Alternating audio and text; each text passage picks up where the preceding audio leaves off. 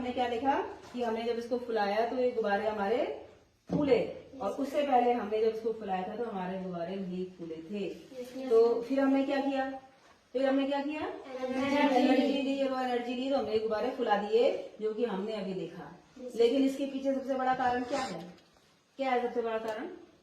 आपको मालूम है हमारे चारों तरफ क्या होती है? क्या होती है? हवा है ना हमारे चारों तरफ। कैसे पता लगा कि हवा हमारे चारों तरफ? पेड़ पौधे हैं हमारे चारों तरफ से, उनके पत्ते हिल रहे हैं, कपड़े बाहर डले हैं वो हिल रहे हैं, तो उससे हमें क्या महसूस हो रहा है कि हमारे चारों तरफ हवा है। ठीक है, तो ठीक उसी प्रकार से जो हमारे पास ये बोतलें थी, तो इन बोतल के अंदर क्या था? क्या है? क्योंकि खाली चीज जो भी होगी उसके अंदर हवा होगी।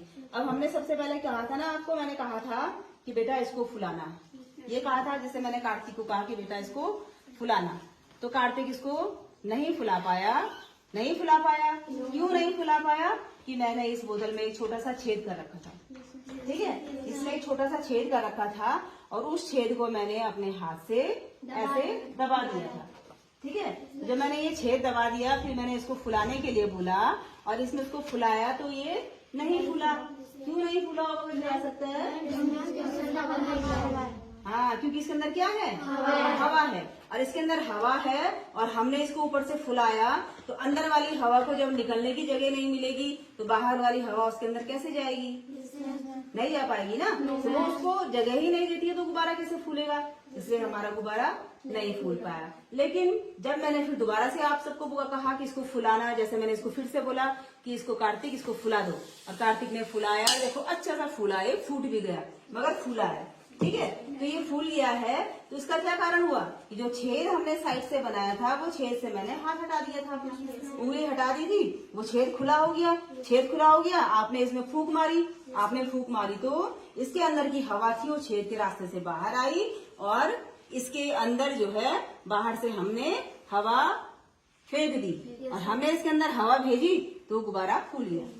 समझ में आया सबको? तो इससे शाबाश, इससे हम क्या सीखे? Very good. देखो इसके अंदर बलून दिख रहा है ना, तो इससे हम क्या सीखे? इससे हमें क्या समझ में आया कि हवा स्थान घेरती है, और हवा क्या करती है? अपना बल लगाती है, अपना बल, जो कहते हैं ना वायु का जो फोर्स होता है, बल लगाती है अपनी बाहरी दीवारों पर, जिसके कारण कि वो क्या करती है? बलून हम फुलाते हैं तो बलून हमारा फूल जाता है, जितना ज्यादा उसकी कैपेसिटी होती है उतना उसको फुला के फूल हो जाता है। लेकिन अगर वो बहुत ही ज्यादा हवा हमने भर दी तो बाद में क्या होता है? वो फट जाता है। तो इसका वही कारण है कि हवा स्थान घेरती है, हवा अपना बल लगाती है अपने दीवारों पर, जिस वस्तु के अंदर वह है उसके क्षेत्र में बल लगाती है। तो समझ में आया सबको? Yes ma'am. सिंपल सा है, यस मैम। याद करने की, रटने की जरूरत भी नहीं है, बंद करो।